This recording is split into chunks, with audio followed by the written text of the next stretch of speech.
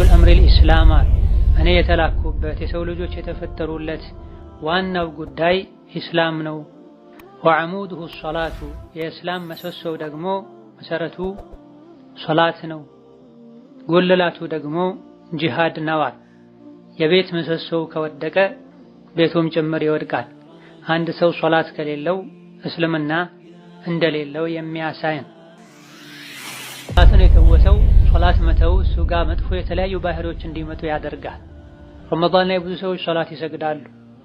ልክ ረመዳን ሲወጣ ሶላታቸውን አቁመው አመት ዞሮ ሲመጣ ነው ረመዳን ላይ ከሶላት ጋር የሚተዋወቁት። በዚህ መልኩ እንድንሰግድ አላህ አላዘዘም። እነዚህ ደጋግ የአላህ ባሪዎች ነቢዮች፣ ሷሊሖች ካለፉ በኋላ መጥፎ ተተኪዎች ተተኩ። ምድር ላይ መጥፎ ሰዎች ተገኙ። የመጥፎነታቸው ምልክት አضاعوا الصلاة ሶላትን አበላሹ፣ ቸላሉ። ወተበዑ ሸሃዋት ስሜታቸውን ተከተሉ። የፈለጉትን ይበላሉ፣ የፈለጉትን ይጠጣሉ፣ የፈለጉትን ይናገራሉ። ሶላት በመተዋቸው በአግባቡ ባለመስገዳቸው ስሜታቸውን በመከተላቸውና እንደሻቸው ሆነው በመኖራቸው ከዚህ ዱንያ ሲወጡና ወደ አኺራ ሲሄዱ ፈሰውፈ የልቀውነ ገያ ጀሃነም ውስጥ ያለ ገይ የሚባል ጉድጓድ ውስጥ ይገባሉ ብሏል። ጀሃነም ውስጥ መግባቱ ራሱ ትልቅ ውርደትና ስቃይ። ليس من يقطع طرقا بطلا إنما من يتقي الله البطل. السلام عليكم ورحمة الله وبركاته. الحمد لله رب العالمين والصلاة والسلام على النبي الأمين وعلى آله وأصحابه والتابعين. أما بعد يا لتوهود رمضان هيارات عند شيرات متو 41 صلاة وإسلام يالله درجة بميل رأس صلاة አንገብጋቢነትና ሶላትን አላህ ባዘዘው መሰረት ቀጥ ብሎ አለመስገድ የሚያስከትለውን መዘዝ ምንዳስበት ትምህርት ነው። ነሆ አላህ ተባረከ ወተዓላ በበርካታ የቁርአን አንቀጾች የሰው ልጆች ሶላት እንዲሰግዱ አዘዋል። ሶላት በመስገድ የሚገኙ ጥቅሞችን ዘርዝረዋል። ሌላ ጊዜ ደግሞ ሶላት የማይሰግዱ ሰዎችን አኺራ ላይ የሚጠብቃቸውን ቅጣትና ውርደት ገልጿል። እነሆ ሶላት እስላም ላይ የላቀ ድርሻ ያለው ዒባዳ ነው። ሶላት እስላም ላይ ያለውን የላቀ ደረጃ ከሚያሳዩ ነገሮች መሃል አንዱ ሶላትን ነቢዩ አለይሂ ሰላቱ ወሰላም የዲን ምሰሶ እንደሆነ ተናግረዋል።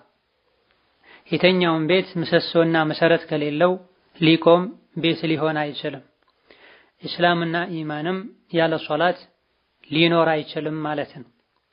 ኢማሙ ትርሚዚና ሌሎችም ከሙዓዝ ብኑ ጀበል መዘገቡት ሐዲስ ረእሱል አምሪል ኢስላም እኔ የተላኩበት የሰው ልጆች የተፈጠሩለት ዋናው ጉዳይ ኢስላም ነው።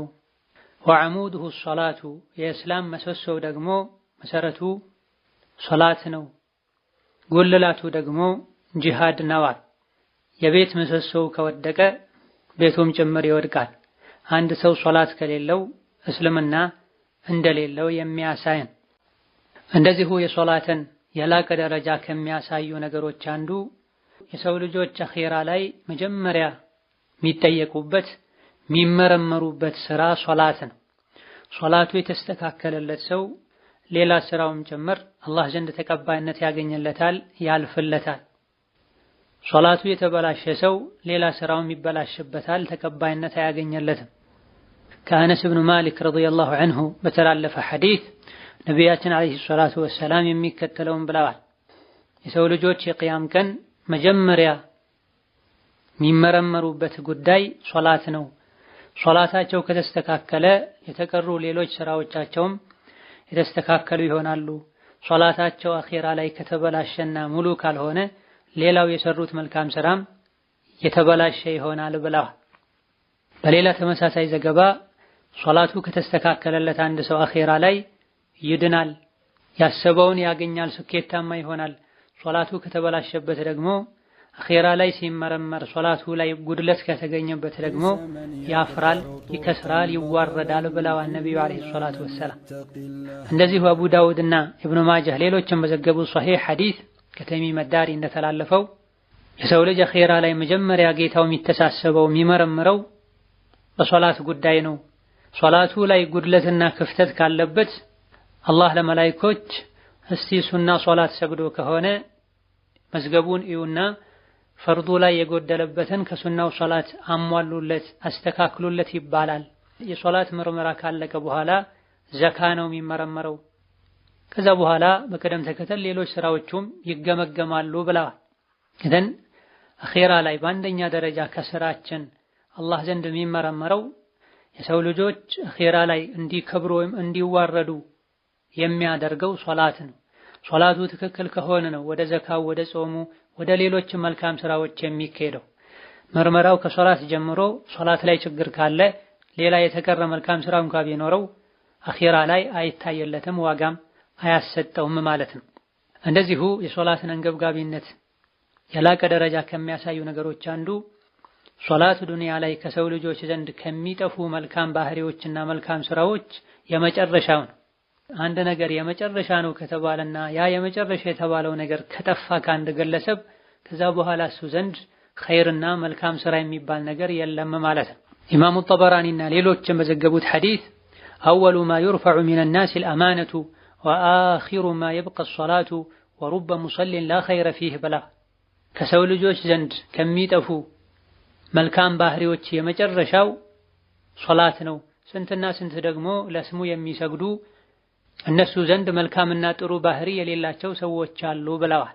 ሻሂድ ከዚህ የተፈለገው ከሰው ልጆች ዘንድ መጨረሻ የሚታጣ የሚጠፋ ነገር ቢኖር ሶላት ነው ብላ አንድ ሰው ሶላትንም ጭምር ተወ ማለት እሱ ዘንድ መልካምነት ጥሩነት የለም ተበላሽታል ማለት ነው። እነሆ አላህ ስለ ሶላት ሲናገር ሶላት ከመጥፎ ባህሪ እንደሚከለክል ነግሮናል። ሶላትን የተወሰው ሶላት መተው እሱ ጋር መጥፎ የተለያዩ ባህሪዎች እንዲመጡ ያደርጋል። ረመዳን ላይ ብዙ ሰዎች ሶላት ይሰግዳሉ። ልክ ረመዳን ሲወጣ ሶላታቸውን አቁመው አመት ዞሮ ሲመጣ ነው ረመዳን ላይ ከሶላት ጋር የሚተዋወቁት።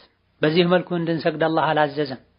የተለያዩ አመታዊ እንደዚሁ በህይወት አንዴ አቅም ሲገኝ የሚደረጉ ዒባዳዎች አሉ። ሐጅ በህይወት አንዴ ነው። ጾም በአመት አንዴ ነው። ዘካ ገንዘብ ሲኖር ነው በየአመቱ። የጥራጥሬና የምርት ዘካ ሲሆን ምርት በሰበሰቡ ቁጥር የሚሆነው። ሶላት ግን በቀን 5 ጊዜ ነው የሚሆነው። በዚህ መልኩ በቀን 5 ጊዜ መሰገድ ያለበትን ሶላት በወር አንዴ፣ በሳምንት አንዴ፣ በአመት አንዴ የሚሰግድ ሰው የመበላሸቱ ከጥሩ ባህሪ ከመልካም ነገር የመራቀቱ ምልክት ነው። ውስጡ ላይ ኸይር ቢኖር አላህን ቢወድ አላህን ቢፈራ ሶላትን ባልተወ ሶላት ላይ ባልተዘናጋ ነበር። እንደዚሁ የሶላትን የላቀ ደረጃ ከሚያሳዩ ነገሮች አንዱ ነብዩ አለይሂ ሰላቱ ወሰላም ጣረሞት ላይ ሆነው መጨረሻ ለኡመታቸው ካስተላለፏቸው መልእክቶች አንዱ ሶላትን የነቢ ባለቤት ኡሙ ሰለማ ረዲየላሁ ዐንሃ እንደተናገሩት ካነ ሚን አኺሪ ወሲየቲ ረሱሊላሂ ሰለላሁ ዐለይሂ ወሰለም አስሶላተ ወማ መለከት አይማኑኩም። ነብዩ መጨረሻ ለኡመታቸው አደራ ካሉት አንዱ ሶላትን አደራ በእናንተ ስር ያሉ አገልጋዮቻችሁን ሰራተኞቻችሁን አደራ በጎ ጥሩ ሁኑላቸው ነው ያሉት ብለዋል። ከተውሂድ ቀጥሎ ነብዩ ሰለላሁ ዐለይሂ ወሰለም ሰፊ ትኩረት ሰጥተው ያስተማሩት የተገበሩት ዒባዳ ቢኖር ሶላት ነው። እንደዚሁ ደግሞ በህይወት ዘመናቸውም በተለያየ መልኩ ለኡመታቸው ያስተማሩትና እንዲተገበር የሰው ልጆችን የገፋፉበት ዒባዳ ቢኖር ሶላት ነው። ሚንበር ላይ ወጥተው ቆመው ሰግደው ይሄን ያደረኩት እንዴት እንደሚሰገድ ከኔ አይታችሁ እንድሰግዱ ነው ብለዋል።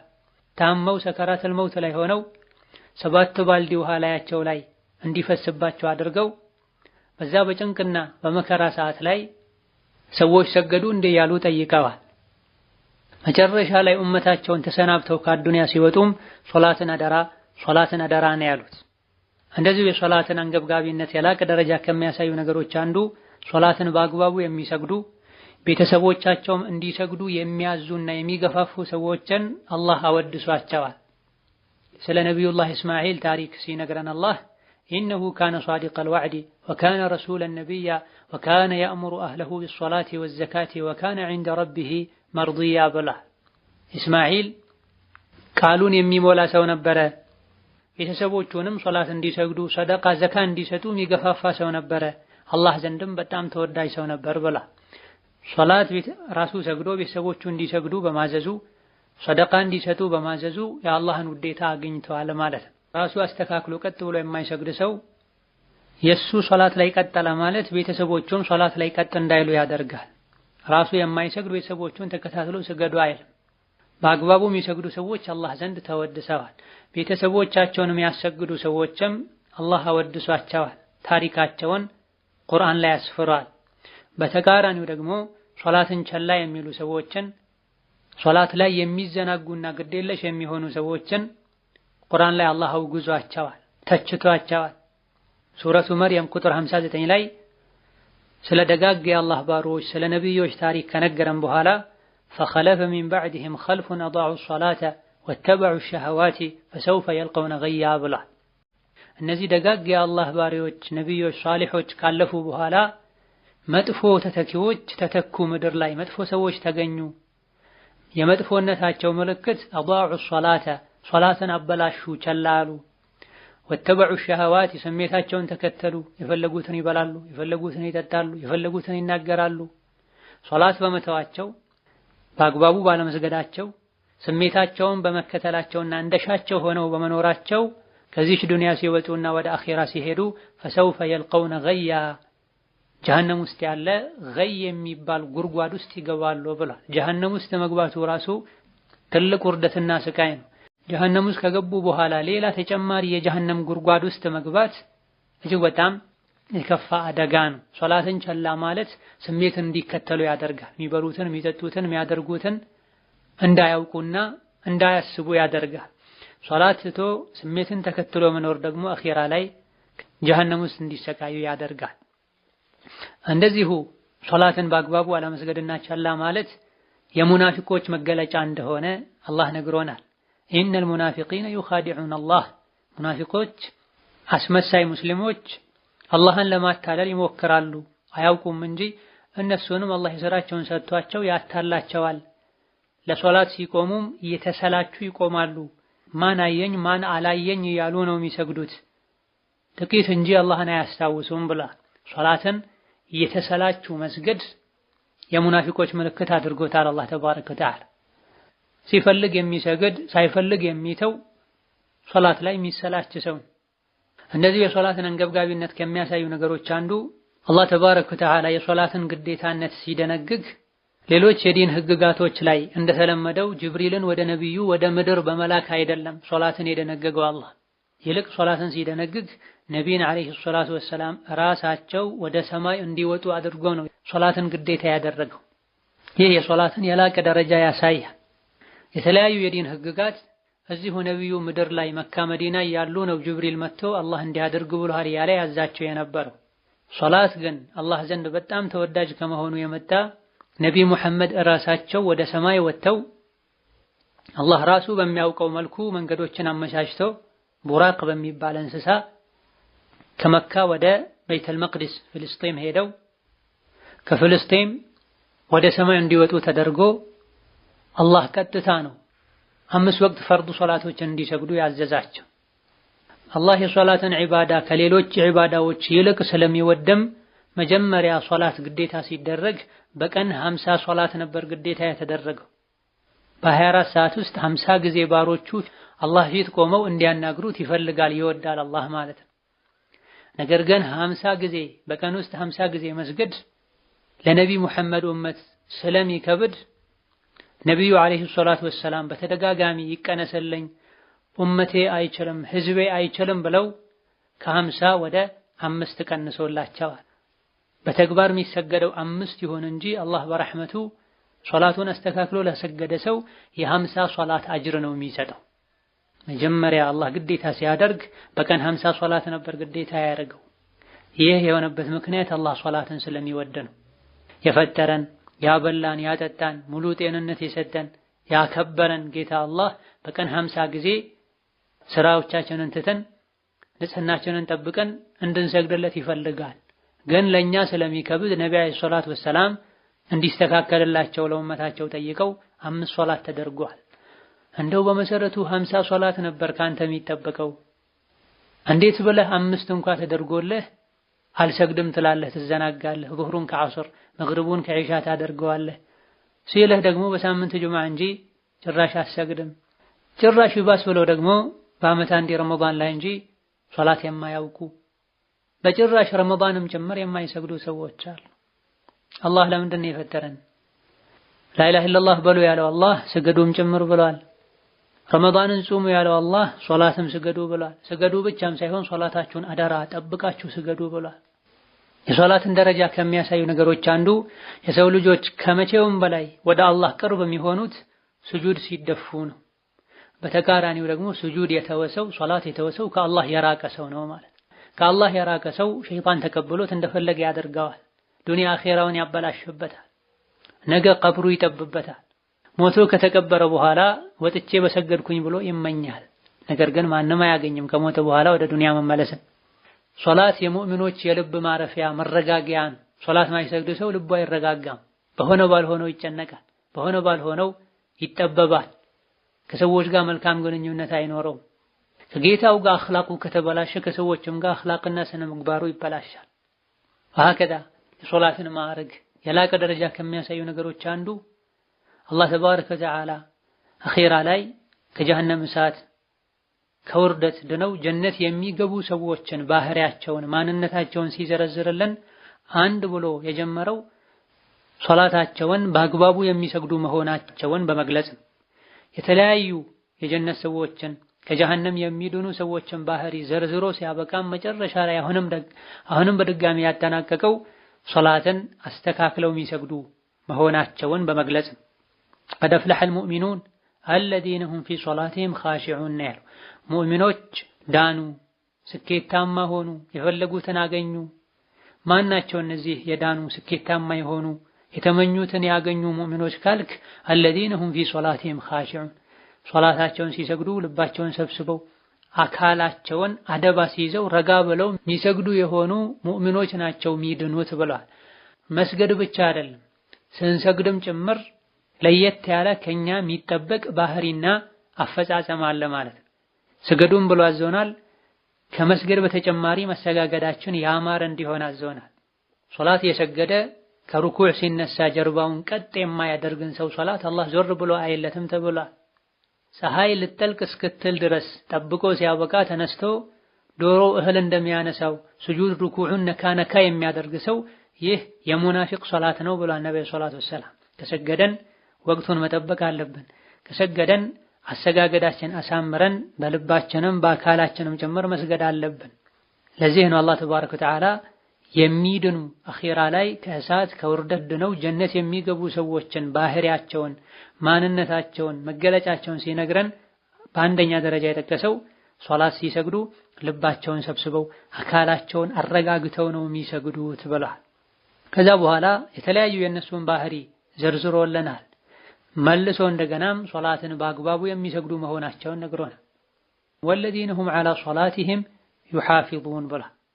የተለያዩ ባህሪያቸውን ዘርዝሮ እንደገና መልሶ ሙፍሊህ የሆኑ ከአኺራ እሳትና ቅጣት የሚድኑ የአላህ ባሮች አማኞች እነዚያ ሶላታቸውን ጠብቀው የሚሰግዱ ናቸው ብለዋል። ሶላትን የሚዘነጋና ቸላ የሚል አኺራ ላይ አይድንም ማለት ነው። ራሳችን ከመስገድ አልፈንም ቤተሰቦቻችን እንድናሰግድ ስገዱ ብለን እንድናዛቸው አላህ ነግሮናል። ነቢ ሙሐመድን አላህ በዚህ አዟቸዋል። ወአሙር አህለከ ቢሶላቲ ወስጠቢር ዐለይሃ ቤተሰቦች ሶላት እንዲሰግዱ ዘዛቸው። ሶላት ላይም ታገስ፣ ጽና፣ ያዘለቀቅ አታድርግ። ሲሳይን ምግብን ራስህን ቻል አንልህም። ርዝቅ እኔ እሰጥሃለሁ። መጨረሻው የሚያምረው አላህ የሚፈራ ሰው ነው ብሏል። ነቢ ሙሐመድን ቤተሰቦቻቸውን እንዲያሰግዱ አዟቸዋል። በዚህ መሰረትም ነብዩ ሰለላሁ ዐለይሂ ወሰለም ቤተሰቦቻቸው ሶላት እንዲሰግዱ ያዙ ነበር። ከፈርድ ሶላት አልፎ የሱና ሶላት ሁሉ እንዲሰግዱ የሚቀሰቅሱበት ሌሊት ላይ የሚቀሰቅሱበት ሁኔታ ነበር። ራሱ አምስት ወቅት ሶላት ጠብቆ ማይሰግድ አይደለም ለሱና ሶላት ሌሊት ላይ ቤተሰቡን ሊቀሰቅስ ቀርቶ ለዙህር ለዐስር ለሱብህ እንኳን ቤተሰቦቹን ሶላት ስገዱ ብሎ ሊያዝ አይችልም። ሶላትን ስገዱ ብቻ ሳይሆን ያለው አላህ ወስጠቢር ዐለይሃ ሶላት ላይም ታገስ፣ ጽና ብሏቸዋል። ብዙ ሰዎች ሶላት እንዳይሰግዱ የሚያደርጋቸው ሰብር ማጣት ነው። ውዱ ማድረጉ፣ እስትንጃ ማድረጉ፣ ገላ መታጠቡ፣ በቀን 5 ጊዜ ስራ ትቶ ወደ መስጂድ ሄዶ ባሉበትም ሆኖ ሶላት መስገዱ ስለሚከብዳቸው ሰብር አተው። ሶላት በአግባቡ ለመስገድ ሰብር ያስፈልጋል፣ ትዕግስት ያስፈልጋል። በአግባቡ ሶላት ስንሰግድ ሪዝቃችን ራሱ በረካ ይኖረዋል። ካላሰብነው ቦታ አላህ ይረዝቀናል። ሶላት የማይሰግድ ሰው የሰበሰበውን ቢሰበስብ መረጋጋትና ባገኙት መብቃቃት እሱ ዘንድ አይኖርም። እንደዚሁ ኢማም አሕመድ፣ አቡ ዳውድ እና ሌሎችም በዘገቡ ሶሒህ ሐዲስ ልጆቻችሁ 7 ዓመት ሲሞላቸው ሶላት ስገዱ ብላችሁ እዘዟቸው፣ 10 ዓመት ሲሞላቸው ደግሞ ሶላት እንዲሰግዱ ምቷቸው ብለዋል ነብዩ ሰለላሁ ዐለይሂ ወሰለም። በርካታ የሻፊዕያ ፉቃሃዎች 7 ዓመት 10 ዓመት ሲሞላቸው ሶላት አልሰግድም ካሉ ምቷቸው ካሉ ነብዩ ሰለላሁ ዐለይሂ ወሰለም ለአካለ መጠን ደርሰው አልሰግድም ካሉ ልጆች ቅጣታቸው ከመምታት ከፍ ብሎ ያለው ግድያ ነው ብለዋል። ኢማሙ ማሊክ፣ ኢማሙ ሻፊዒ፣ ኢማም አሕመድ ሌሎችም ታላላቅ ቀደምት የዲን መሪዎች ሶላት መስገድ ግዴታ ሆኖበት ሳለ ለአካለ መጠን ደርሶ የሶላትን ግዴታነት አውቆ መስገድ እየቻለ አልሰግድም ያለ ሰው ተውበት አድርግ ይባላል። ሺ ብሎ ተወብቶ አስተካክሎ ሶላቱን ከሰገደ መልካም፣ እምቢ ካለ ግን ሶላት ወጅቦበት ሶላት ግዴታ የሚሆንበት እድሜ ላይ ደርሶ አልሰግድም ካለ ሀገሩ ላይ ሸሪዓን የሚያስተገብር በሸሪዓ መሰረት የሚያስተዳድር መሪ ካለ እንዲህ አይነቱን ሰው ስገድ ተብሎ አልተውበትም ካለ በግድያ ሊቀጣው ይገባል ብለዋል። ሶላትን መተው ከሌብነት፣ ዝሙት ከመስራት፣ ኸምር ከመጠጣት የከፋ ወንጀል ነው ብለዋል።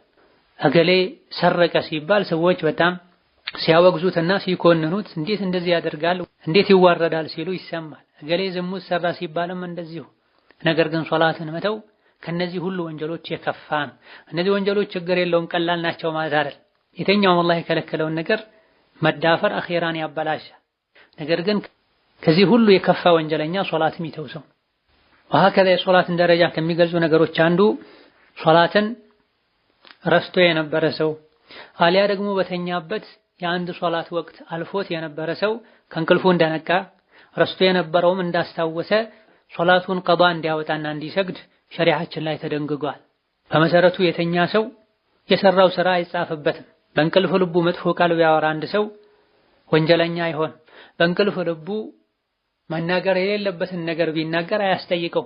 በእንቅልፍ ልቡ ያወራ ባለቤቱን ቢፈታ አሊያ ደግሞ ይሄን ያክል ብር ሰጥቼሃለሁ ቢል በእንቅልፉ እስከሆነ ድረስ በዚህ ንግግሩ አያዝም አይጠየቅም። ነገር ግን ሶላትን በምናይበት ጊዜ ተኝቶ ነው ያለፈው። በእንቅልፍ ልቡ የሰው ልጅ የተኛውን ነገር ቢያደርግ አይጠየቅም አይባል። የሚችለውን ጥንቃቄ አድርጎ ለቀጣይ ሶላት ለመነሳት ታስቦና ተዘጋጅቶ ከመተኛቱ ጋር ቢያልፈው እንደተነሳ ይስገድ። ረስቶ ከሆነ እንዳስታወሰ ይስገድ ተብሏል። ወቅቱ አልፏል ረስቼ ነው ተኝቼ ነው ብሎ ይለፈው አልተባለ። من نسي صلاة فليصليها إذا ذكرها لا كفارة لها إلا ذلك ብሏል ነብዩ ሰለላሁ ዐለይሂ ወሰለም። ከዚህ ሁሉ አልፎ በህመም መድኃኒት በመውሰድ በመሰል ነገሮች ራሱን የሳተ ሰው ለአንድ ቀን ለሁለት ቀን እስከ 3 ቀን ራሱን ስቶ ቢቆይ ሲነቃና ራሱን ሲያውቅ ያለፉትን ሶላቶችን ይስገድ ተብሏል። ይሄም የተወሰኑ ዑለሞች አቋም ነው። ከአንዳንድ ሱሐቦችም ይሄ ተገኝቷል። ከ3 ቀን የማያልፈን ያክል ጊዜ ራሱን ስቶ የቆየ ራሱን ሲያውቅ ያለፉት ሶላቶችን ይስገድ ተብሏል። ሙሉ ጤና አላህ የሰጠው አቅል የሰጠው አቅም የሰጠው ሰው እንዴት ብሎ ነው ሶላት ሳይሰግድ አንድ ቀን ብሎ ያድራል? አንድ ሶላትስ እንዴት እያወቀ ያሳልፋል? የሶላት ጣዕም ስላልገባን እንጂ በቀን 50 ጊዜ እንኳን ስገዱ ብንባል ደስተኞች ሆነን እየሰገደን ውለን እናድር ነበር። የሶላት ሚስጥር ስላልገባቸው በቀን 5 ጊዜ ፈርዶን እንኳን መስገድ የሚከብዳቸው ሰዎች በዝተዋል። ስማቸው አብደላህ ፋጢማ ከመሆኑ ጋር ሶላት ማይሰግዱ የተለያዩ ሰዎች አሉ። በጣም የሚያሳፍር ነው። ያለ ሶላት ኢስላም የለም። ይሄን እያንዳንዱ ሙስሊም ነኝ የሚል በአላህ የሚያምን ሊያውቅ ሊረዳ ይገባዋል። ራሱን ስቶ የቆየ ሰው እንኳን ከዚህ ችግር ሲወጣ ሶላቱን ያለፈውን ሶላት ይካስ የተባለ ረመዳን ላይ እንጂ አመት ሙሉ ማይሰግዱ በሳምንት ጁምዓ እንጂ ጭራሽ ማይሰግዱ ሰዎች ስንት ሶላት ነው ያለፋቸው? በስንቱ ሶላት ነው አላህ ፊት የሚጠየቁት? የአላህን ርዝቅ የበሉ የአላህን አየር እየተነፈሱ የአላህ ምድር ላይ የኖሩ በቀን 5 ጊዜ መስገድ የሚከብድ ከሆነ እጅግ በጣም ትልቅ ሞኝነት ነው። ውለታን አለመጠበቅ ነው። እነዚህ ጥቂት የሶላትን አንገብጋቢነትና የላቀ ደረጃውን የሚያሳዩ ነጥቦች ናቸው። ይህ በእንዲህ እንዳለ የተለያዩ ዒባዳዎች አሉ ወደ አላህ የሚያቃርቡ አላህ የደነገጋቸው ከኛ የሚጠበቁ። ከነዚህ ሁሉ ዒባዳዎች ሶላትን ለየት የሚያደርገው ነገርም አለ። ከዚህም አንዱ አላህ ሶላትን ኢማን ብሎ ሰይሞታል። ኢማን በመሰረቱ ሰፊና ጥቅል የሆነ ስም ነው። በአላህ ያመነ ሰው መገለጫ መለያ ነው። እገሌ ኢማን አለው እገሌ ኢማን የለውም ይባላል። ሰፊ የሆነውን የሙእሚኖች ስም አላህ ለሶላት ሰጥቷል። ወማ ካነ አላሁ ሊዩዲዐ ኢማነኩም ኢነላሀ ቢናሲ ለረኡፉር ረሒም ብሏል። ቂብላ ወደ ካዕባ ከመዞሩ በፊት ወደ በይተል መቅዲስ ወደ ፍልስጤም የሰገዳችሁትን ሶላት አላህ አያበላሽባችሁም ብሏል። ይሄን ለመግለጽ ሶላቱን ኢማን ብሎታል። ሶላት ማለት ኢማን ነው ማለት። ስለዚህ ሶላት የሚሰግድ ሰው ኢማን አለው ማለት፣ ሶላት የማይሰግድ ሰው ኢማን የለውም ማለት። ኒፋቅ አለበት፣ ኩፍር አለበት እንደ ሁኔታው። እንደዚሁ አላህ ተባረከ ወተዓላ የተለያዩ ሸሪዓዎችን እንድንተገብር ካዘዘ በኋላ ወደ አንተ የወረደውን መመሪያ ተከተል ተግብር ካለ በኋላ ወአቂም ሶላተ ሶላትንም ስገድ ብሏል። ወደ አንተ የወረደውን መመሪያ ተከተል ሸሪዓውን ተግብር በሚለው መመሪያው ሶላትም ጭምር ይካተታል። ነገር ግን ሶላት ለየት ያለ ደረጃ ስላለው አላህ ዘንድ ሶላትም ስገድ ብሏል። ቁርአን ላይ ስለ ነቢያት ታሪክም ሲናገር ወአውሐይና ኢለይሂም ፊዕለል ኸይራት የተለያዩ ኸይር ስራዎችን ስሩ ብለን አዘናቸዋል ነቢያትን። ወኢቃመ ሶላቲ ሶላትንም ስገዱ ብለን አዘናቸዋል ብሏል። በመሰረቱ ኸይር ስራ የሚለው ውስጥ ሶላትም ጭምር ይገባል። ከኸይር ስራዎች ውስጥ ይበልጥ አላህ ሶላትን ስለሚወድና ስለሚፈልግ በተጨማሪ ስሙን ነጥሎ ሶላትም ስገዱ ብለናቸዋል ብሏል። ሶላትን አላህ በጣም ከመውደዱ የመጣ እያንዳንዱ ነቢይ ህዝቡን ሶላት እንዲያሰግድ አላህ አዟል። ሶላት የሚሰገደው በነቢ ሙሐመድ ዲን መሰረት ብቻ አይደለም። ነቢዩላህ ዒሳም፣ ሙሳም፣ እስማኤልም፣ ኢብራሂምም፣ ኑሕም፣ አደምም ሶላት ሰግደዋል። ሶላት የሌለበት የነቢ አስተምህሮትና ሃይማኖት የለም። ሶላት የማይሰግድ ሰው የየትኛውም ነቢ ተከታይ አይደለም፣ የስሜቱ ተከታይ ነው። በል የኢብሊስ የሸይጣን ተከታይ ነው። ለመጀመሪያ ጊዜ አላህ ከፈጠራቸው ፍጥረታት ስገድ ሲባል እምቢ አልሰግድም ያለው ኢብሊስና ሸይጣን ብቻ ነው። ከዛ በኋላ የሱ ተከታይ የሆኑት ፍርዓውን፣ ሃማን፣ ቃሩን ናቸው። አቡ ጃህል፣ አቡ ለሀብ ናቸው። ዱንያ ላይ ሶላትን በመተው ከነሱ የተመሳሰለ አኺራም ላይ ከነሱ እንደሚቀሰቀስ ተነግሯል። የዚህን ደሊልም እንጠቅሳል። ነቢይንም አለይሂ ሰላቱ ወሰላም ቅድም እንደጠቀስነው ሶላት ቤተሰቦች እንዲሰግዱ እዘዝ፣ ሶላት ላይ ጽናት ታገስ ብሏቸዋል። ነቢይን የሚያክል ታላቅ ሰው ሶላት ላይ ጽናት ታገስ ከተባለ ሌሎቻችን ይበልጥ ይህ ምክር ያስፈልገናል። ከወቅቱ ላለማሳለፍ ተረጋግተን መስፈርቱን አሟልተን ለመስገድ የሶላትን ክብር ለመጠበቅ ነቢዩ የሰገዱት አይነት ሶላት አድርጎ ለመስገድ ትዕግስት ያስፈልጋል። ደረጃውን ማወቅ ያስፈልጋል። ወሀከዛ ሶላትን ከሌሎች የእስላም ህግጋቶችና ግዴታዎች ለየት ከሚያደርገው ነገር አንዱ ሶላት በሁሉም ሁኔታ ላይ ግዴታ የሆነ ዒባዳ ነው። ከሌሎች ዒባዳዎች በተቃራኒ ሌሎች ዒባዳዎች ከአቅም ጋር የተያዙ ሊሆኑ ይችላሉ። አቅም የሌለው ሰው ላይ ግዴታ ይሆኑ፣ ከወቅት ከጊዜ ጋር የተያዙ ሊሆኑ ይችላሉ። በዛ ወቅትና ጊዜ እንጂ ግዴታ አይሆኑ። በዓመት አንዴ በህይወት አንዴ ሊሆን ይችላል።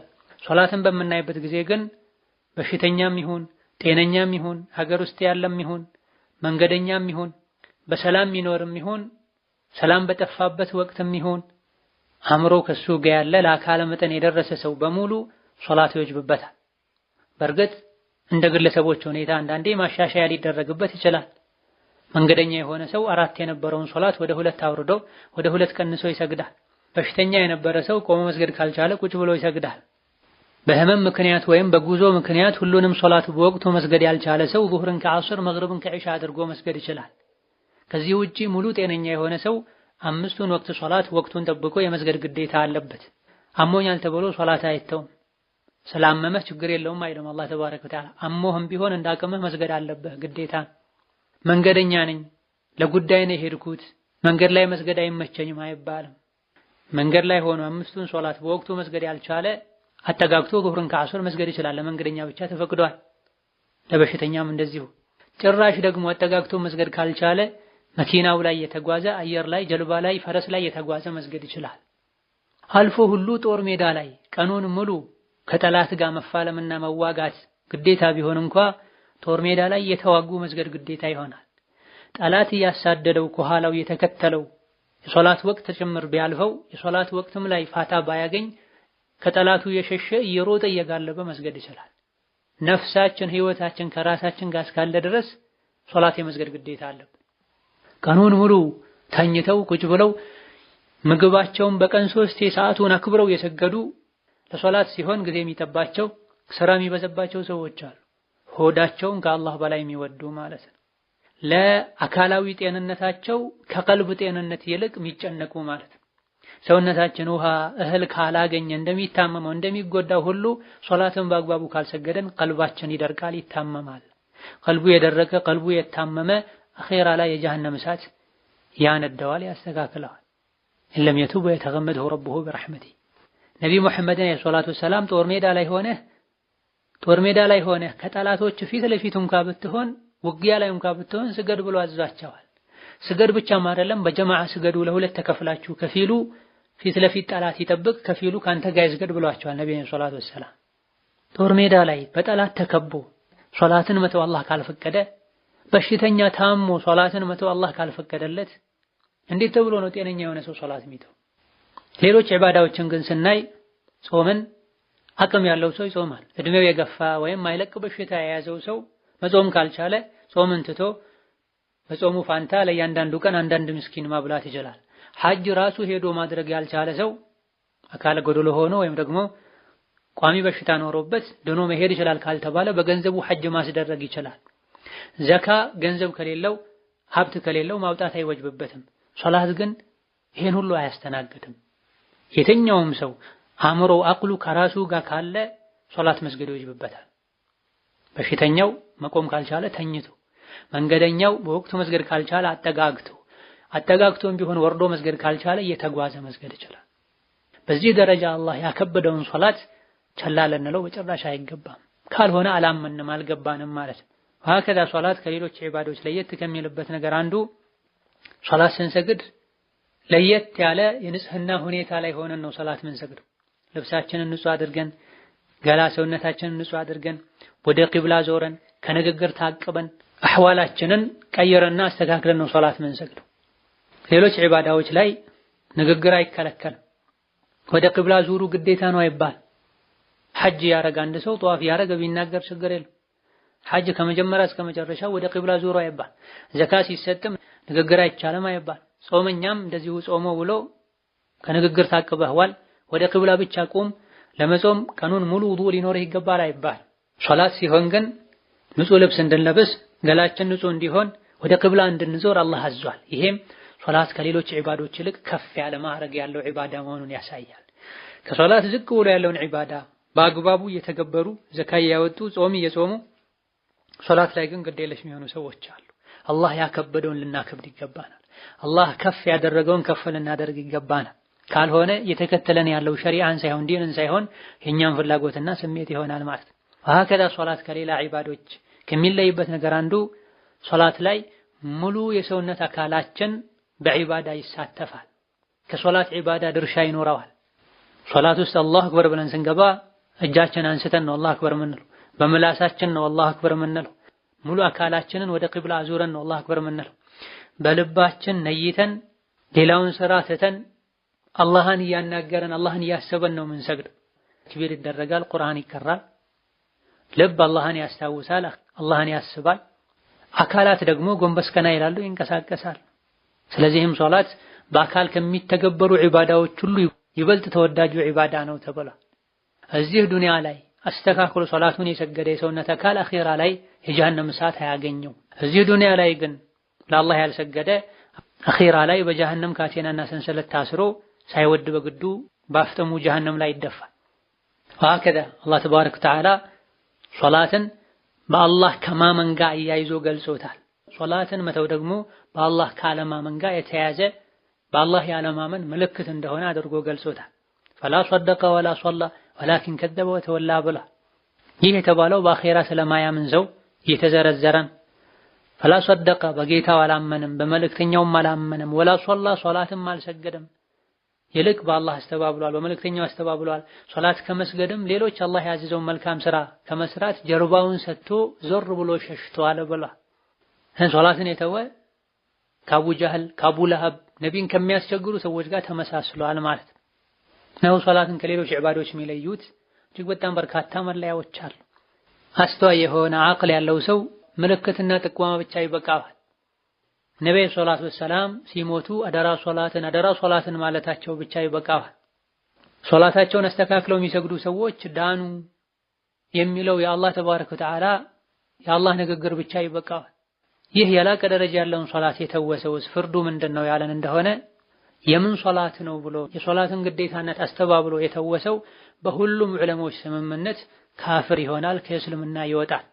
ሌሎች የዲን ህግጋትን ቢተገበረም ቢጾምም ዘካ ቢሰጥም ዋጋ አይኖርም። የምን ሶላት አያስፈልግም ብሎ ያስተባበለ ካፍር ነው። ይሄ ንግግርም ማብራሪያም አያስፈልገውም። ይህ ላይ ዑለሞች ተስማምተዋል። ነገር ግን ሶላት የእስላም አካል ነው ግዴታ ነው ብሎ ከማመኑ ጋር ሶላትን የተወና አላህ ባዘዘው መልኩ ቀጥ አድርጎ ያልሰገደ ይህ ይከፍራል አይከፍርም? በዑለሞች መሃል ኺላፍ አለበት። ከዑለሞች አስተያየትና ንግግር ሚዛን የሚደፋው በርካታ ማስረጃዎች የሚያጠናክሩትና ትክክለኛው የሶላትን ግዴታነት ቢያውቅም በተግባር እስካልሰገደ ድረስ ሙስሊም ሊሆን አይችልም፣ ካፍር ነው። ኩፍሩም ትልቁ ኩፍር ነው፣ ከእስላም የሚያወጣው ነው ብለዋል። ለዚህም በርካታ ማስረጃዎች ተጠቅሰዋል። የተለያዩ የፊቅህ አዋቂዎች ይህም በግልጽ ኪታቦቻቸው ላይ አስፍረዋል። አላህ በተከበረው ቃሉ في جنات يتساءلون عن المجرمين ما سلككم في سقر قالوا لم نكن من المصلين بلا ሙጅሪሞች አኺራ ላይ አላህን ማይታዘዙ አላህን የሚያምፁ የነበሩ ሰዎች አኺራ ላይ ሰቀር የሚባለው የጀሃነም ክፍል ውስጥ ምንድነው ያስገባችሁ ተብለው ይጠየቃሉ። ጀሃነም የገቡበትን ምክንያት ሲናገሩ ለም ነኩ ሚነል ሙሰሊን ሶላትን ከሚሰግዱ ሰዎች አልነበርንም፣ ምስኪን ከሚመግቡ ዘካ ከሚሰጡ ሰዎች አልነበርንም፣ ከሚያሾፉ ከሚያስተባብሉ ሰዎች ነበረን ይላሉ ብሏል አላህ። ሶላትን መተው ከሙጅሪሞች አሰልፏቸዋል። እንደዚሁ ደግሞ የቂያም ቀን በመከራው በስቃዩ ጊዜ የሰው ልጆች ስጁድ እንዲያደርጉ አላህ ያዛቸዋል። ጀርባቸው አልታጠፍ ብሏቸው ስጁድ ማድረግ መስገድ የሚያቅታቸው ሰዎች አሉ። እንዲህ አይነት ሰዎች አኺራ ላይ በዛ ቦታ ላይ ያፍራሉ፣ ይዋረዳሉ ተብሏል። ለምንድን ነው ይሄ የሆነው? አኺራ ላይ የሰው ልጆች አላህን ሲያዩ ስጁድ ሙእሚኖች ስጁድ ሲደፉ፣ ሌሎች ደግሞ ጀርባቸው አልታጠፍ ብሏቸው ቆመው የሚቀሩት የሚያፍሩት ለምንድን ነው ከተባለ ወቀድ ካኑ ይድዑነ ኢለ ሱጁድ ወሁም ሳሊሙን ዱንያ ላይ በሙሉ ጤና ላይ ያሉ ለአላህ ስገዱ ስጁድ አድርጉ ሲባሉ እምቢ ይሉ ነበር ብላ ዱንያ ላይ ሶላት ከመስገድ ወደ ኋላ ማለታቸው በትክክል ስጁድ ሩኩዕ አላደርግም ማለታቸው አኺራ ላይ ጀርባቸው አልታጠፍ እንዲል ያደርጋቸዋል። እንደሚታወቀው አኺራ ላይ ትክክለኛ ሙእሚኖች አላህን ሲያዩ ለአላህ ስጁድ ይደፋሉ። ሙናፊቆችና አስመሳዮች ደግሞ ጀርባቸው አልታጠፍ ይላቸዋል። ሰዎች አኺራ ላይ ለሁለት ነው የሚከፈሉት። ትክክለኛ ሙስሊም ከሰገደ አኺራ ላይ ጀርባው ከታዘዘው ከታጠፈለት ቆሞ የቀረውና ጀርባው አልታጠፍ ያለው ከሙስሊሞች አይደለም ማለት ነው። እዚህ ዱንያ ላይ ጤነኛ ሆነው ስገዱ ሲባሉ እምቢ የሚሉት አኺራ ላይ ጀርባቸው አልታጠፍ የሚላቸው ከሆነ እዚሁ ዱንያ ላይ ማይሰግድ ከሙስሊሞች እንዳይደለ የሚያሳይ። ከዚህ ሁሉ ይበልጥ ግልጽ በሆነ መልኩ ደግሞ አላህ ተባረከ ወተዓላ ሱረቱ አተውባ ቁጥር 11 ላይ ሙሽሪኮች ካፊሮች ከኩፍራቸው ከተወበቱ ሶላትም ከሰገዱ ዘካም ከሰጡ ፈኢኽዋኑኩም ፊዲኒ የዲን ወንድሞቻችሁ ናቸው ብሏል። ፈዐለቀ እኹወተሁም ሊልሙእሚኒነ ቢፊዕሊ ሶላ አንድ ሰው የሙእሚኖች ወንድም የሚሆነው የሙስሊሞች ወንድም የሚሆነው ሶላት ሲሰግድ እንደሆነ አላህ ነግሯል። ሶላት ካልሰገደ የሙስሊሞች የሙእሚኖች ወንድም አይደለም ማለት ነው። ጃቢር ኢብኑ አብዱላህ የሚባሉት ሱሐቢም ኢማም ሙስሊም ሶሒሃቸው ላይ እንደዘገቡት ነብዩ አለይሂ ሰላቱ ወሰላም በአንድ ሰውና በሽርክ በኩፍር መሃል ያለው ልዩነት ሶላትን መተው ነው ሲሉ ሰምቻለሁ ብለዋል ጃቢር። እዘን አንድ ሰው ካፍር እንዳይባል ሙሽሪክ እንዳይባል የሚያደርገው ነገር ሶላት ነው ማለት። ሶላትን ከተወ አጥሩን ሰብሮት ከኩፍር ጋር ከሽርክ ጋር ተገናኝቷል ማለት ነው። ይሄ ምንም የማያሻማ ግልጥ ያለ ሐዲስ ነው ሶሒህ ሙስሊም ውስጥ ያለ። በአንድ ሰውና በኩፍር በሽርክ መሃል ያለው ልዩነት ሶላት ነው። ሶላትን ከተወ አንድ ሰው ካፍር ይሆናል፣ ሙሽሪክ ይሆናል ማለት ነው።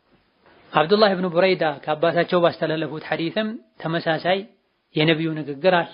العهد الذي بيننا وبينهم الصلاة فمن تركها فقد كفر ሶላትን የተወ በእርግጥ ከፍሯል ብለዋል ነብዩ ሰለላሁ ዐለይሂ ወሰለም። የካፊሮችና የሙስሊሞች መለያ ሶላት እንደሆነ ተናግረዋል። ከአብዱላህ ኢብኑ ሸቂቅ እንደተነገረው የነብዩ መሐመድ ሰለላሁ ዐለይሂ ወሰለም ባልደረቦች ሱሐቦቻቸው የተኛውንም ተግባር መተው ካፍር ያስብላል ብለው አይስማሙም ነበር። ሶላትን መተው ካፍር ያደርጋል ካፍር ያስብላል ብለው የሚስማሙትን ያክል ብለዋል። ያኒ የነብዩ ሱሐቦች ሶላት የተወሰው ካፍር ነው ብለው ይስማሙ ነበር ማለት ነው። ሱሐቦች ሶላት የተወሰው እንደሚከፍር የጋራ አቋም እንዳላቸው የጠቀሱ በርካታ ዑለሞች አሉ። ኢብኑል ቀይም፣ ኢብኑ ሐዝም ሌሎችም ጭምር የረሱል ሰሐቦች ሶላት የማይሰግድን ሰው ካፍር ነው ብለው ያምኑ እንደነበረ ተነግሯል። ኢብኑ ተይሚያም ረሂመሁላህ ተዓላ ከ10 ምክንያቶች አንፃር ሶላት የተወሰው ይከፍራል ከእስላም ይወጣል ብለዋል። ኢብኑል ቀይም ደግሞ ወደ 22 ምክንያቶችና ደሊሎችን ጠቅሰዋል። ሶላትን የማይሰግድ ሶላትን ሙሉ በሙሉ ያቆመ ሰው ሙስሊም ነኝ ቢልም ላ ኢላሃ ኢላላህ ቢልም ሙስሊም እንደማይሆን ካፍር እንደሚሆን የሚያሳዩ ማስረጃዎች። እኚሁ ታላቅ ኢማም ኢብኑል ቀይም ወቀድ ደለ ዐላ ኩፍሪ ታሪክ ሶላቲ አልኪታቡ ወሱነቱ ወኢጅማዑ ሰሐበቲ ብላ ሶላትን የተወሰው እንደሚከፍር ቁርአን፣ ሐዲስ፣ የሰሐቦች ስምምነት በግልጽ ያሳያል ብለዋል። አላህ ተባረከ ወተዓላ ስገድ ብሎ አዞት አልሰግድም ያለ ለአላህ ታዛዥ አይደለም። ለአላህ ታዛዥ አይደለም ማለት ሙስሊም አይደለም ማለት ነው። ሙስሊም ማለት ታዛዥ ማለት ነው። ኢስላም ማለት ለአላህ እጅግርን መስጠት ማለት ነው። አላህ ተባረከ ወተዓላ ለየት ባለ መልኩ ክብር ትኩረት ሰጥቶት ነቢን ሰማይ አውጥቶ የደነገገውን የሶላትን ዒባዳ የተወ ፍጹም አላህን አልታዘዘም። እጅግሩን ለአላህ አልሰጠም። ደስ ሲለን ልንሰግድ፣ ደስ ሳይለን ልንተው፣ በዓመት አንዴ በወር አንዴ በሳምንት አንዴ እንድንሰግድ አይደለም ሶላት የተደነገገው። በቀን 50 ሶላት ነበር። ኋላ ላይ ነው በአላህ ረሕመት 5 የተደረገው። ከነዚህ ሶላቶች አንዱ ሶላቱ እንኳን ወቅቱ እስኪወጣ ድረስ ቸላ ብሎ እያወቀ ያሳለፈ ሰው ኢማሙ ነወዊ ሀገራችን ላይ በስፋት የሚታወቀው የሚቀረው ሚንሃጅ የተሰኘው ኪታባቸው ላይ ተውበት እንዲደረግ መነገር አለበት፣ ካልሆነ መገደል አለበት ብሏል። እርግጥ መገደል አለበት ሲባል አንድ ተራ ግለሰብ ከመሬት ተነስቶ እገሌ ሶላት አልሰግድም ብሎ ይግደለው ማለት አይደለም። የእስላም መንግስት የእስላም ስርዓት ባለበት ጊዜ የሙስሊሞች መሪ እንደ ሁኔታው የሚተገበረው ህግ ነው እንጂ ግለሰቦች የሚተገበሩት ህግ አይደለም። እነሆ ሶላትን የተወ ካፍር ነው ከእስላም ወጥቷል መባሉን ተከትሎ የሚመጡ በርካታ ህጎች አሉ። ሶላትን በመተው የከፈረ ሰው ያረደው አይበላም። ቢሞት ጀናዛው ላይ አይሰገድበትም፣ አይታጠብም፣ ጀናዛው አይገነዝም። በህይወት ያለ ሙስሊም የሆነችን ሴት ማግባት አይችልም። ሴት ልጁ ለአካለ መጠን ደርሳ ኒካህ ማሰር ብትፈልግ እሱ ኒካህ ሊያስርላት አይችልም። ቢሞት ቤተሰቦቹ አይወርሱትም። ከቤተሰቦቹ ሰጋጅ ከሆኑ ቤተሰቦች ማለት አንዱ ቢሞት እሱ መውረስ አይችልም። በዚህ መልኩ ዱንያ ላይ ተዋርዶ ከሰው በታች ሆኖ እንዲኖር ነው ሸሪዓ ላይ የተደነገገው። ያረደው ካልተበላለት፣ ሲሞት ካልታጠበ፣ ካልተገነዘ፣ ካልተሰገደበት፣ ሴት ልጁን መዳር ካልቻለ፣ ቤተሰቡ ሲሞት መውረስ ካልቻለ፣ እሱ ሲሞት ንብረቱን ቤተሰቦቹ ካልወረሱት እንደሌለ ነው የሚቆጠረው። ሙሉ ሰው አይደለም ማለት ነው። ይህ እንዳለ ሆኖ የአኺራ ውርደት የከፋ ነው። ከፍተኛ የቅብር ቅጣት ይጠብቀዋል። የቂያም ቀንም ከፍርዓውን፣ ከሃማን፣ ከኡበይ ብን ኸለፍ ነቢን አዛ ያደርጉ ከነበሩ ሰዎች እኔ ነኝ ታላቁ ጌታችሁ ካለው ከአምባገነኑ ከፍርዓውን ጋር ይቀሰቀሳል። በመሆኑም የአላህ ባሪያ አኺራ አለ ሞት አለ ብሎ የሚያምን በሙሉ ተወብቶ ሶላቱን 5 ወቅት ሶላቱን ጠብቆ ሊሰግድ ይገባዋል። ሳይሞት በፊት ቀብር ሳይገባ በፊት ከጌታው ጋር ሊታረቅ አይንን እጅን እግርን የተለያዩ ኒዕማ ጸጋዎችን ለሰጠው አላህ ሊሰግድ ሊተናነስ ይገባዋል። ብዙ ጊዜ በአባባል ደረጃ ሳይሰገድብህ በፊት ስገድ ሲባል እንሰማለን። ስህተት ነው። ቀድሞ ያልሰገደ ሲሞት አይሰግዱበትም ሙስሊሞች አይቻል። በቁም በህይወት ያለ ለአላህ ያልሰገደ የሞተ ዕለት ጀናዛው ላይ አይሰገድበትም። ያ ክብር የሚገባው ሰው አይደለም። እንዲሁ ብቻ ጀናዛው ሰዎችን በሽታ አዳ እንዳያደርግ የሆነ ቦታ ወስዶ አፈር ብቻ ነው የሚያለብሱት እንጂ ጀናዛውን ማጠብ በክብር ተሸክሞ ጉድጓድ ቆፍሮ ለሕዳ በጅቶ መቅበር አላህን የሚያከብር ለአላህ የሚሰግድ ሰው ብቻ የሚሰጠው ማዕረግ ነው። ለአላህ አልሰግድም ያለ አላህን ያላከበረ በሚሞትበት ቀን ሙእሚኖችም አያከብሩትም። ከዚህ ሳይሰገድብህ በፊት ስገድ ይህ እስላም የሚቀበለው አነጋገር አይደለም። ይልቅ ከመሞትህ በፊት ቀብር ከመግባትህ በፊት ስገድ ቢባል ያስኬዳል ነው። ሶላትን በአግባቡ ባለመስገዳችን ይሄ ሁሉ ውርደት ይመጣል። ሶላትን ግን አስተካክለን ስንሰግድ የምናገኛቸው በርካታ ጥቅሞች አሉ። ሶላትን አስተካክሎ መስገድ ከወንጀል ከመጥፎ ስነ ምግባር እንደሚጠብቅ አላህ ነግሮናል። ሶላትን አስተካክሎ መስገድ አላህ ዘንድ ተወዳጅ መልካም ስራ እንደሆነ ነብዩ ነግረውናል። አብዱላህ ኢብኑ መስዑድ ከስራዎች ሁሉ አላህ ዘንድ ይበልጥ ተወዳጅ ስራ ምንድነው ሲላቸው ሶላትን ወቅቱን ጠብቆ መስገድ ነው ብለውታል። ከዛስ ሲላቸው ለወላጆች በጎ መሆን ነው ብለውታል። ከዛስ ሲላቸው በአላህ መንገድ ጂሃድ ማድረግ ነው ብለውታል። ጂሃድ ከማድረግም ለወላጆች በጎ ከመሆንም አላህ ዘንድ ይበልጥ የተሻለ ዒባዳ ሶላት እንደሆነ ተናግሯል። ለአባቱ ለእናቱ ለቤተሰቡ ጥሩ የሚሆን ሰው አለ፣ ነገር ግን ሶላት ማይሰግድ ሰው አለ። ሰውን የሚያበላ ዘካም ያወጣ ጾም የሚጾም ብዙ ሰው አለ። ነገር ግን ፈርዱን ሶላት አይሰግድም፣ ዋጋ አይኖርም። የተሻለውን አላህ ዘንድ ይበልጥ ተወዳጁን ስራ ትቶ ሌላ ስራ ላይ ነው ጊዜውን እያሳለፈ ያለው። የሰው ልጅ 1000 ዓመት ኖሮ በጎ የሚባሉ ስራዎችን በሙሉ ቢሰራ ከፊት ሶላት ከሌለበት ዋጋ አይኖረውም። አይሻ ረዲየላሁ ዐንሃ ለነብዩ ሰለላሁ ዐለይሂ ወሰለም ኢብኑ ጁድሃን የሚባለው ድሮ በጃሂልያ ዘመን የነበረው ሰው ምስኪኖችን ያበላ ነበር፣ የተቸገሩ ሰዎችን ይረዳ ነበር። እንደው አኺራ ላይ ይጠቅመዋል እንዴ ብላ አስጠይቃቸው በጭራሽ አይጠቅመውም፣ ምክንያቱም እሱ በአኺራ አያምንም ነበር ብለዋል። በማዕና ልካ በአኺራ የማመን አንዱ ምልክት ሶላት መስገድ። ሶላት ማይሰግድ ሰው ሌላ መልካም ስራ ቢሰራ ለሰው ጥሩ ቢሆን የተቸገረን ቢረዳ ሊጠቅመው አይችልም። እንደዚሁ ሶላትን በአግባቡ ስንሰግድ ከምናገኛቸው ጥቅሞች አንዱ የሰው ልጆች በተለያየ መልኩ ተሳስተው የፈጸሟቸው የሰሯቸው ወንጀሎችን 5 ወቅት ሶላት አጥቦ ያስወግድለታል። ነብዩ ሰለላሁ ዐለይሂ ወሰለም የአንዳችሁ ደጅ ላይ በራችሁ ላይ ወራጅ ወንዝ ቢኖርና በቀን 5 ጊዜ በዛ ወንዝ ቢታጠብ ሰውነቱ ላይ አንዲት ቆሻሻ ትኖራለች እንዴ ብለዋል። ሱሐቦች ማረ በጭራሽ በቀን 5 ጊዜ በወራጅ ወንዝ የታጠበ ሰው ሰውነቱ ላይ ቆሻሻ አይኖርበትም ብለዋል። ነብዩ ሰለላሁ ዐለይሂ ወሰለም ይህ የ5 ወቅት ሶላት ምሳሌ ነው። 5 ወቅት ሶላቱን በአግባቡ የሰገደ ከወንጀሉ ይጸዳል ይነጣል ብለዋል። መፍሁሙም ማለት ነው በቀን 5 ጊዜ ሶላቱን ጠብቆ የሚሰግድ ሰው ከቆሻሻ ንጹህ እንደሚሆነው ሁሉ በቀን 5 ጊዜ ሶላቱን የማይሰግድ ሰው በወንጀል ይቆሻል ማለት ነው። ወሀከዛ ሶላትን በአግባቡ ስንሰግድ ከምናገኛቸው ጥቅሞች አንዱ ሶላት ዱንያም ላይ አኺራም ላይ ለሰጋጁ ብርሃን ነው፣ ኑር ነው።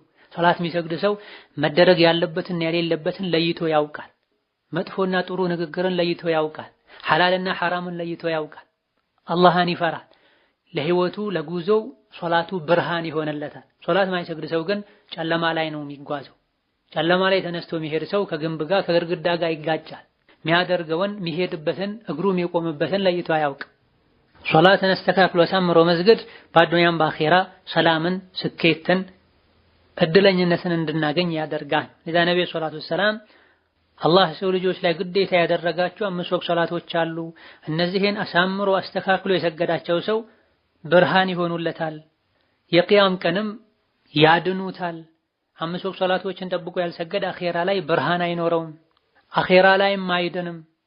የቂያም ቀንም ከቃሩን ከፍርዓውን ከሃማን ከኡበይ ኢብኑ ኸለፍ ጋር ይሰለፋል ብለዋል።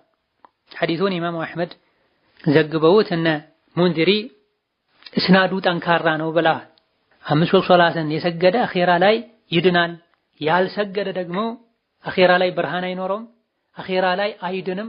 ከዚህም አልፎ ከቃሩን በሙሳ ዘመን ከነበረው አምባገነን ሰው ከፍርዓውን እኔ ጌታችሁ ነኝ ካለው ራሱን የአላህ አጋር ካደረገው ሸይጣን ከተጫወተበት ሰው ከሱ ሚኒስትሮች ጋር ነቢይን ሲያስቸግር ገድለሃለሁ ሲላቸው ከነበረው ከኡበይ ኢብኑ ኸለፍ ጋር የቂያም ቀን ይሆናል፣ ከነሱ ይሰለፋል ብለዋል። ሶላትን መተው ከነዚህ ሙጅሪሞች ከአላህ ጠላቶች ጋር ያደርጋል ማለት ነው አኺራ ላይ።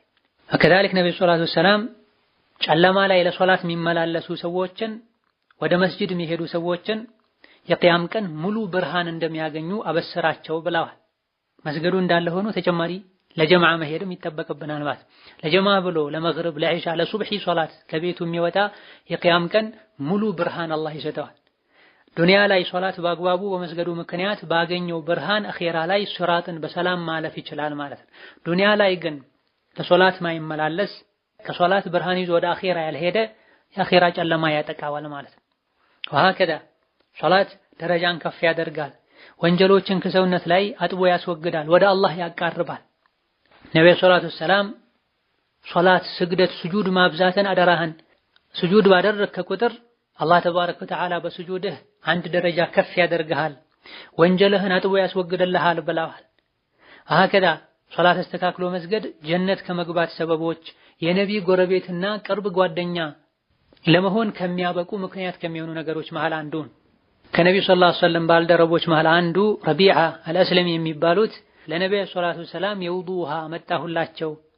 ከዛ በኋላ ምን ትፈልጋለህ ሲጠይቀኝ ሲሉኝ አኺራ ላይ የእርሱ ጓደኛ ጎረቤት መሆን ነው የምፈልገው አልኳቸው።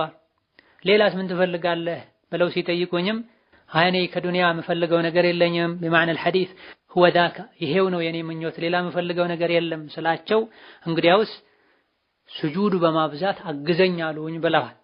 ሶላትን ማብዛት ስጁድን ማብዛት ጀነት እንዲገቡ የነብዩ ሰለላሁ ዐለይሂ ወሰለም ጓደኛ ጎረቤት እንዲሆኑ ያደርጋል። ብዙ ነብይን እንወዳለን የሚሉ ሰዎች አሉ።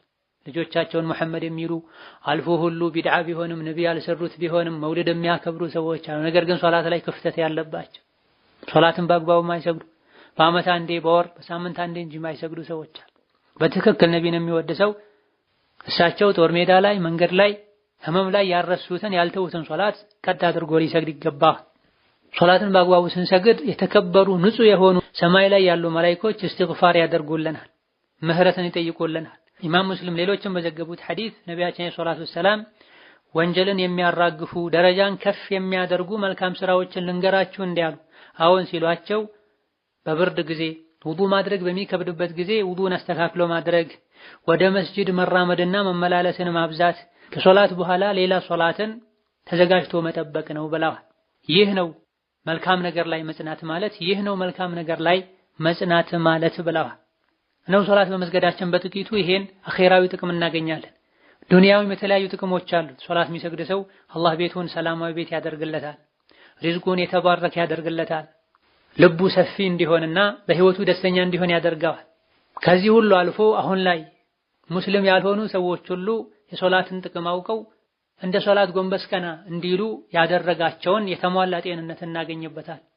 ከሁሉም በላይ ግን ሶላትን በአግባቡ መስገድ አኼራ ላይ ከውርደት መዳን። ሶላትን ቸላ ማለት አዱንያ ላይ ተጨንቆ ተጠቦ ሸይጣን እንደፈለገ እየጋለበን እንዲኖር መፍቀድ ሲሆን አኼራ ላይ ደግሞ ቀደም ሲል በሐዲሱ እንደተነገረው በሐዲሱ እንደተገለጸው ከአላህ ጠላቶች ከፍርዓውን ከሃማን ከቃሩን እንዲሰለፉ ያደርጋል።